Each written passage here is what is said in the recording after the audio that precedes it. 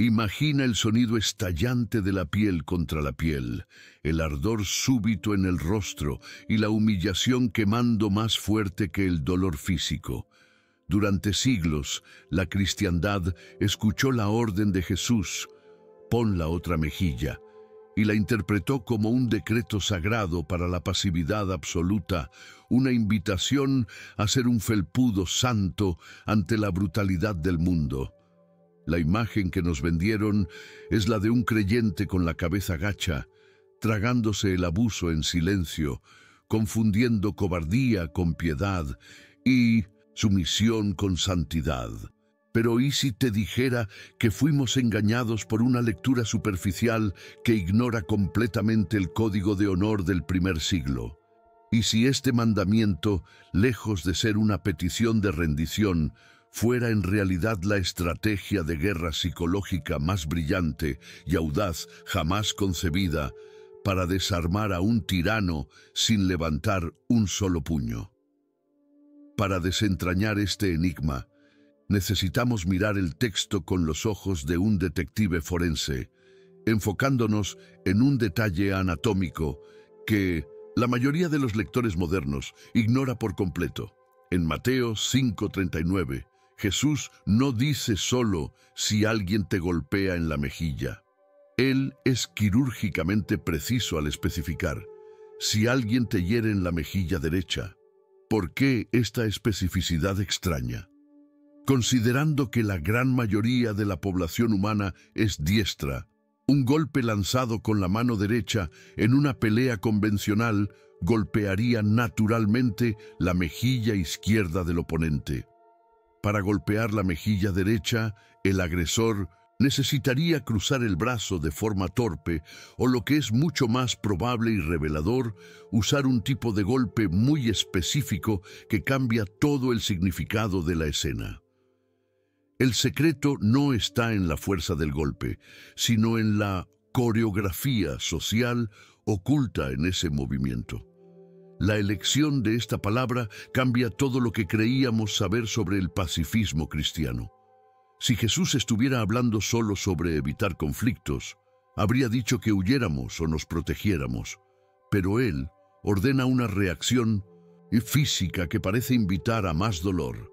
¿Por qué el maestro, que expulsó a los mercaderes del templo con un látigo de cuerdas y confrontó a la élite religiosa con palabras de fuego, pediría a sus discípulos que aceptaran la violencia de forma inerte?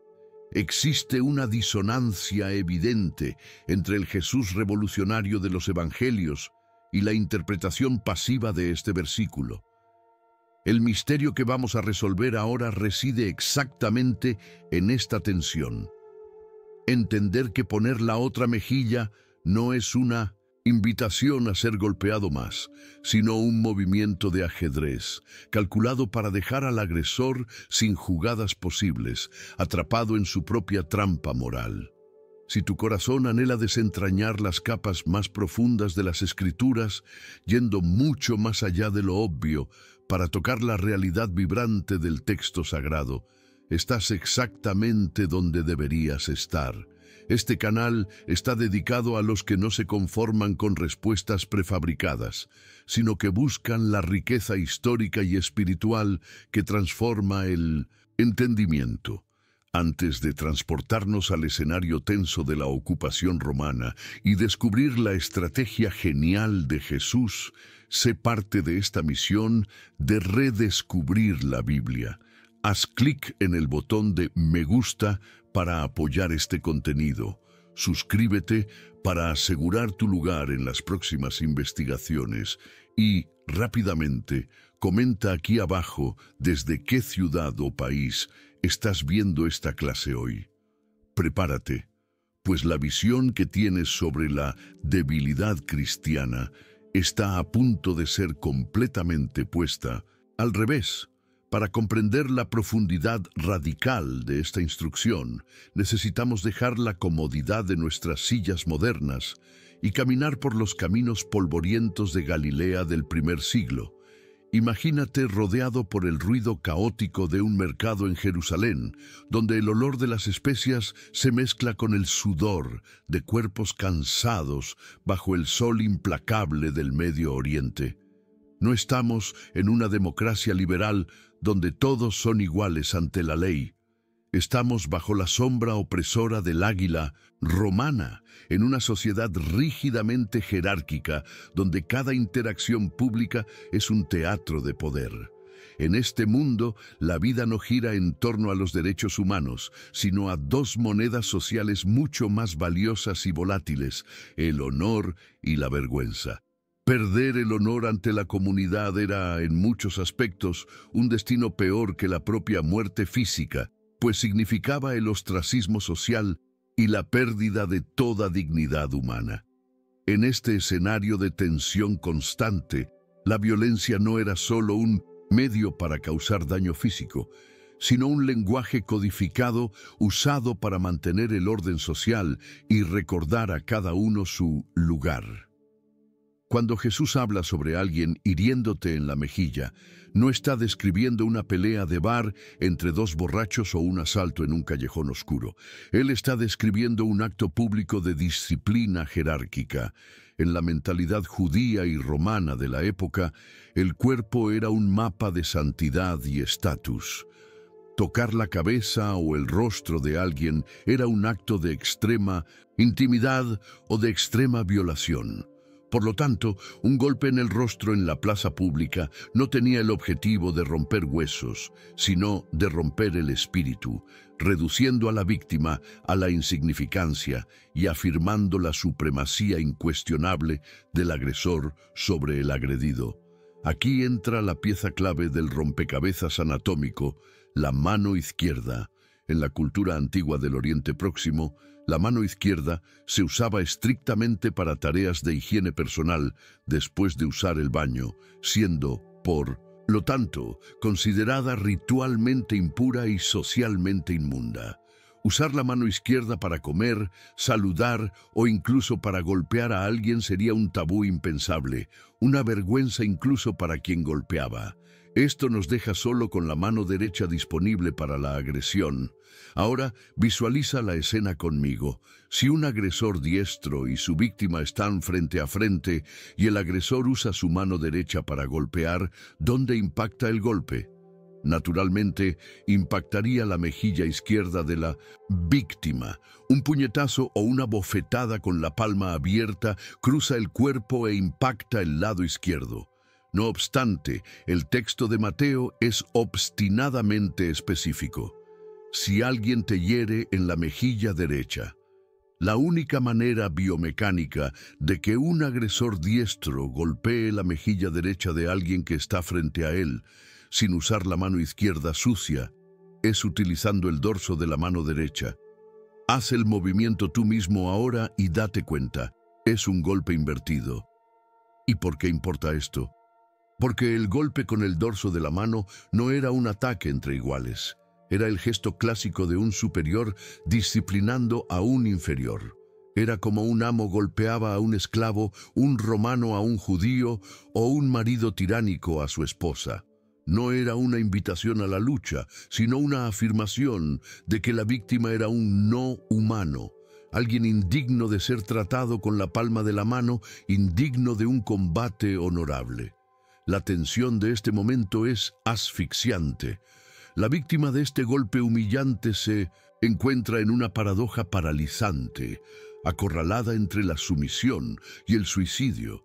Si reacciona violentamente y devuelve el golpe, será masacrada legal o físicamente, especialmente si el agresor es un soldado romano, pues la represalia contra un superior era castigada con severidad letal. Por otro lado, si se encoge y acepta el dolor en silencio, como se esperaba, confirma públicamente su condición de cosa, de esclavo, de ser inferior que acepta la humillación. Parecía no haber salida digna. El agresor poseía todo el poder, todo el control y toda la narrativa, hasta que Jesús susurra una tercera opción, una instrucción extraña que a primera vista parece locura, pero que está a punto de voltear el tablero. Aquí reside la genialidad subversiva del maestro. El golpe en la mejilla derecha exige biomecánicamente el uso del dorso de la mano, un gesto de desprecio reservado exclusivamente para inferiores, negándoles humanidad. La gran revelación es que, al ofrecer deliberadamente la otra mejilla, la izquierda, la víctima no está pidiendo más dolor, sino ejecutando una maniobra táctica brillante que acorrala al agresor en un dilema moral imposible. Para golpear la mejilla izquierda, ahora expuesta, el opresor se vería forzado a cambiar su postura y usar la palma de la mano derecha, un golpe que culturalmente solo se lanzaba entre iguales, o a recurrir a la mano izquierda impura, lo que lo deshonraría profundamente ante la multitud. Al voltear el rostro, el oprimido declara, sin palabras, «Rechazo tu humillación. Si quieres golpearme de nuevo, tendrás que tratarme como a un igual». Jesús no enseñó pasividad, sino una reivindicación radical y desarmante de la dignidad humana. Para que no quede duda de que esta interpretación no es una invención moderna, sino la intención original del autor, volvamos nuestra lupa hacia la precisión quirúrgica del texto griego de Mateo 5:39. El evangelista utiliza el adjetivo dexián, derecha, para calificar la mejilla golpeada. Una elección deliberada que elimina cualquier generalización accidental sobre violencia común. Además, el verbo utilizado para herir o abofetear aquí se asocia frecuentemente al término rapisei, que denota específicamente un golpe con la mano abierta o una bofetada diferente de pigme, que significaría un puñetazo con el puño cerrado destinado a herir en combate. La insistencia bíblica en la mejilla derecha funciona como una coordenada geográfica en el cuerpo que nos obliga a reconstruir la escena. La única forma de que un golpe descrito de esa manera ocurra es a través del backhand, el golpe con el dorso de la mano, confirmando que el escenario es de humillación social y no de agresión letal, preparando el escenario para la respuesta genial de Jesús. La arqueología jurídica nos proporciona la prueba definitiva de esta dinámica de honor a través de la tradición oral judía, compilada posteriormente en la Mishnah, específicamente en el tratado Baba Kama 8.6. Este código legal antiguo estipulaba multas para agresiones físicas y hacía una distinción monetaria crucial basada en la intención del golpe. Si un hombre golpeaba a otro con la palma de la mano, la multa era de 200 sus, pero si el golpe era lanzado con el dorso de la mano, la multa se duplicaba a 400 sus. ¿Por qué esta disparidad astronómica? Porque la ley reconocía que el golpe con el dorso de la mano no apuntaba solo al cuerpo, sino que asesinaba la dignidad de la persona, tratándola como inferior. Jesús, conocedor profundo de esta ley, orienta a sus seguidores a no buscar la reparación financiera o la venganza física, sino a exponer la bancarrota moral de ese sistema jerárquico a través de un acto de coraje desafiante. Visualiza ahora la escena con esta nueva lente. Cuando el discípulo voltea la mejilla izquierda, no está siendo débil, está robando el poder de la situación. El agresor, con la mano derecha aún levantada, se congela. No puede repetir el golpe con el dorso de la mano, pues la anatomía del cuello girado impide el ángulo. No puede usar la mano izquierda, pues se volvería inmundo. Su única opción restante para continuar la agresión sería cerrar el puño y dar un puñetazo en la mejilla izquierda. Pero aquí está el jaque mate. Un puñetazo es un golpe intercambiado entre iguales, entre pares. Al forzar al agresor a tratarlo como a un igual para continuar la lucha, la víctima destruye la pretensión de superioridad del opresor. El humillado tomó el control de 1906. La interacción, dictando las reglas del enfrentamiento sin levantar un dedo contra el adversario, transformando el monólogo de la violencia en un diálogo forzado sobre igualdad. Esta estrategia de resistencia no violenta no se limita a la mejilla. Impregna todos los ejemplos siguientes del Sermón del Monte, como el caso de la túnica en Mateo 5:40. Jesús dice: «Y al que quiera ponerte a pleito y quitarte la túnica, déjale también la capa». En el contexto legal de la época, la túnica, chiton, era la ropa interior y la capa, himation, la ropa exterior, que servía también como manta y estaba protegida por ley de ser embargada permanentemente. Si un acreedor codicioso te arrastra al tribunal para tomar hasta tu ropa interior, Jesús sugiere: entrega todo y quédate desnudo. En la cultura judía, la vergüenza de la desnudez no recaía sobre quien estaba desnudo, sino sobre quien miraba la desnudez. Recuerda a Noé y Cam. Al quedarse desnudo en el tribunal, el deudor transfiere la vergüenza al acreedor, exponiendo la crueldad y la codicia del sistema que desnuda a una persona pobre, transformando el juicio en una protesta moral impactante. El tercer ejemplo, en Mateo 5:41, sobre la segunda milla, sella esta lógica de empoderamiento táctico ante la opresión romana. La ley de Langaria permitía que un soldado romano obligara a un civil judío a cargar su equipo por exactamente una milla, pero no más, para evitar abusos que pudieran incitar revueltas. Si el soldado forzaba más que eso, estaría sujeto a severos castigos disciplinarios de sus centuriones. Cuando Jesús dice: «Ve con el 2», Él no está predicando servilismo, sino subversión. Imagina la confusión del soldado cuando el judío continúa caminando alegremente después de la marca de una milla. El soldado pasa de opresor a oprimido, implorando que el judío devuelva la carga, con miedo de ser visto por un superior infringiendo la ley. La segunda milla retira la iniciativa del opresor y la coloca en las manos del mismo oprimido, que ahora sirve por elección y soberanía, no por miedo. Para aquellos que aún dudan si esta interpretación refleja el carácter de Cristo, basta con mirar la propia vida de Jesús durante su juicio en Juan 18, 22, 23, cuando uno de los guardias lo abofetea, cumpliendo literalmente el escenario de Mateo 5. Jesús ofrece la otra mejilla físicamente. No.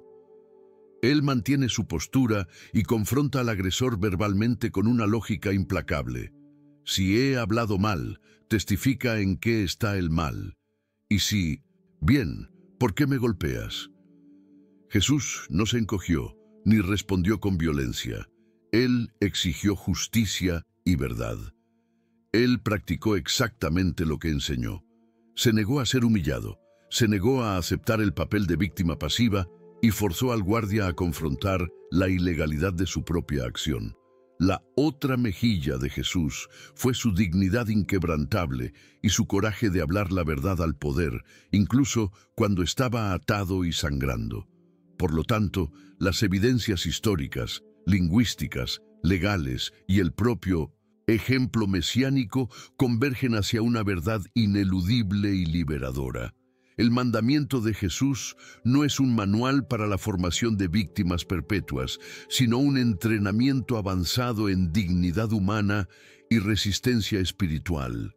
Él nos enseña que el mal no se vence con más mal, violencia reactiva, ni con la aceptación del mal, pasividad cobarde, sino con una actitud superior que desenmascara la injusticia. Es una forma de lucha que requiere más fuerza interior, más autocontrol y más valentía que cualquier represalia física. Jesús no estaba pidiendo que sus seguidores fueran felpudos.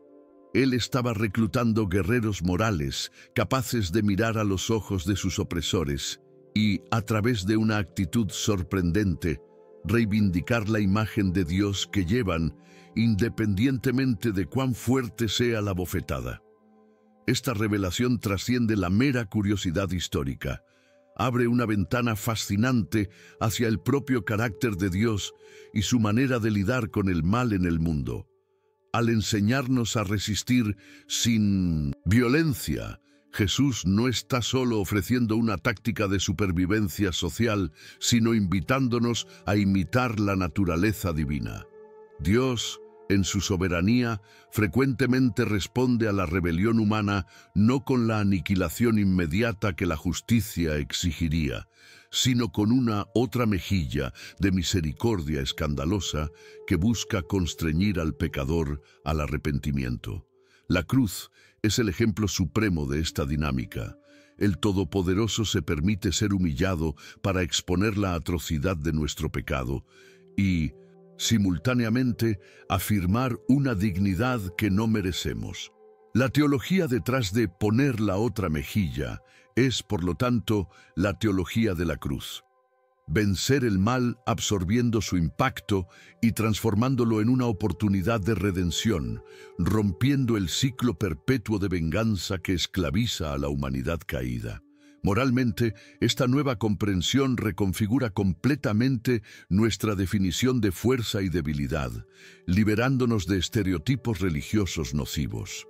Por mucho tiempo, la mentira de que la piedad exige pasividad cobarde silenció a víctimas y protegió a abusadores dentro de nuestras comunidades. Jesús invierte esta lógica, revelando que la verdadera fuerza no reside en la capacidad de herir al otro, sino en el autocontrol sobrenatural de quien, teniendo motivos para odiar, elige la vía superior de la dignidad asertiva. Esto elimina la carga de culpa de quien siente que necesita aguantar todo para agradar a Dios. El Evangelio no crea felpudos para ser pisoteados por tiranos. Forja hombres y mujeres de acero moral, cuyo rechazo a descender al nivel del agresor brilla como un acto de resistencia espiritual. Ser cristiano no es aceptar el mal pasivamente. Es ser activamente bueno de una manera tan radical y estratégica que el mal se queda sin respuesta. En última instancia, la aplicación profunda de este pasaje apunta a la restauración de la imago Dei, la imagen de Dios, tanto en la víctima como en el agresor.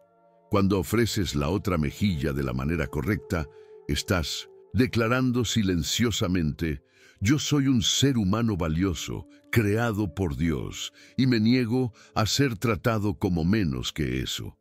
Al hacer esto, fuerzas al opresor a pausar y, tal vez por primera vez, ver la humanidad que intentó ignorar. Impides que continúe actuando mecánicamente como un bruto y le ofreces la oportunidad, aunque breve, de recuperar su propia humanidad perdida en la violencia. No es una garantía mágica de que el otro cambiará, pero es la garantía absoluta de que tú no permitiste que su odio corrompiera tu alma, manteniendo tu integridad intacta ante el abuso. Trayendo esto a tu realidad inmediata, mírate en el espejo ahora y sé honesto. ¿Cuántas veces te has encontrado en esa encrucijada asfixiante en el trabajo, en un conflicto familiar tenso o incluso en las redes sociales, donde alguien intentó deliberadamente disminuir quién eres? La sangre hierve, el corazón se dispara y tu mente parece bloquearse en solo dos opciones terribles: explotar en una furia reactiva, de la cual te arrepentirás después, o tragarte el abuso en seco, volviendo a casa con ese sabor amargo y persistente de humillación en la boca.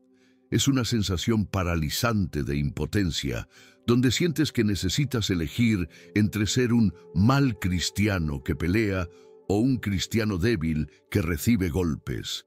Esta falsa dicotomía ha robado la paz de muchos, haciéndonos creer que la mansedumbre bíblica es sinónimo de falta de carácter. Pero Jesús está aquí para decirte con todas las letras que no necesitas elegir entre tu fe y tu dignidad.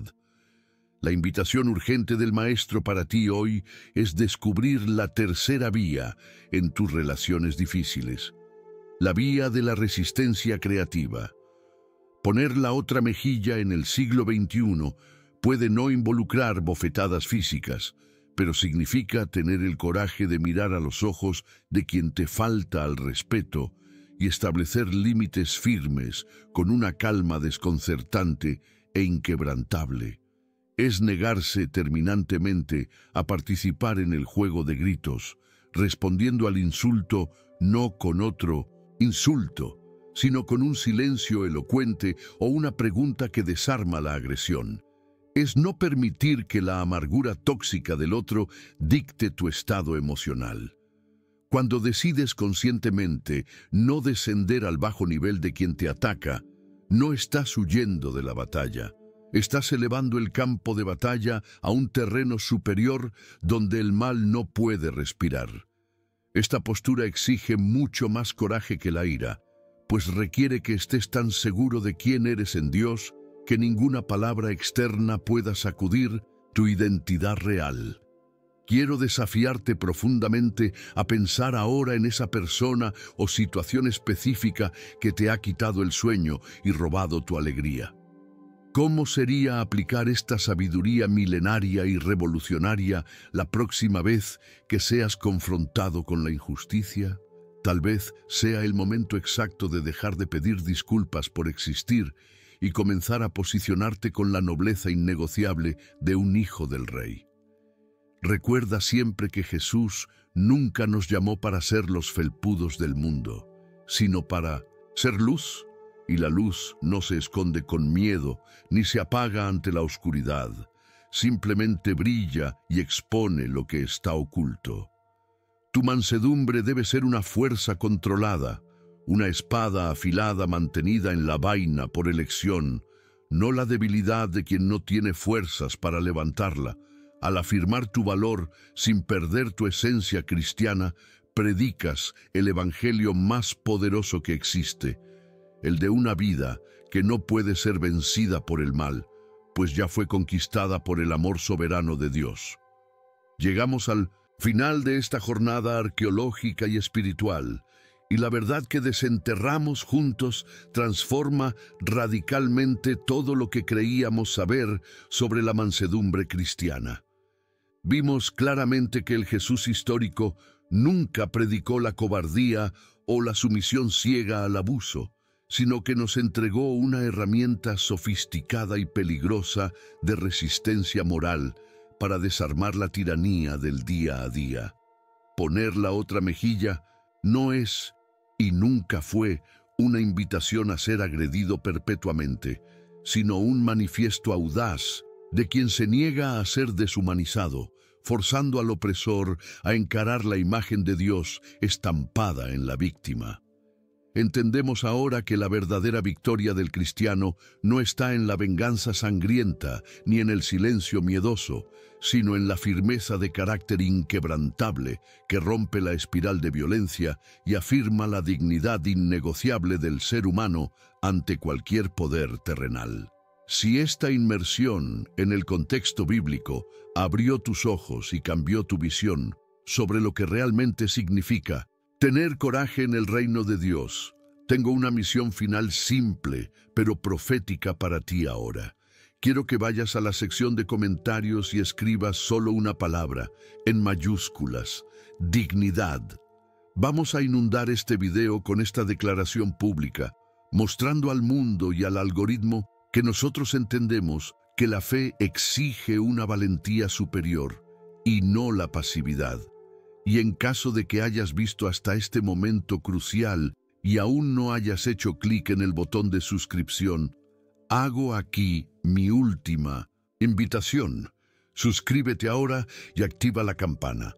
No dejes que tu jornada termine aquí. Conviértete en un miembro permanente de esta comunidad que busca la profundidad de las Escrituras, pues hay muchos otros misterios esperando ser revelados. Lleva esta lección grabada profundamente en tu corazón para los desafíos reales que tu semana seguramente traerá. Recuerda, en cada momento de tensión, que cuando eliges conscientemente no retribuir el mal con el mal, no estás siendo débil. Estás ejerciendo la misma fuerza suprema que sostuvo a Jesús en la cruz y que, eventualmente, conquistó el mundo sin usar una espada. La sociedad espera que reacciones con odio explosivo o te encojas con miedo paralizante, Pero tú fuiste llamado para sorprender a todos con la autoridad tranquila de quien sabe exactamente a quién pertenece. No permitas jamás que la maldad ajena defina tu identidad o dicte tus reacciones. Sal de aquí hoy con la cabeza erguida, listo para poner la otra mejilla. No como un derrotado, sino como un vencedor moral que vence el mal con el bien.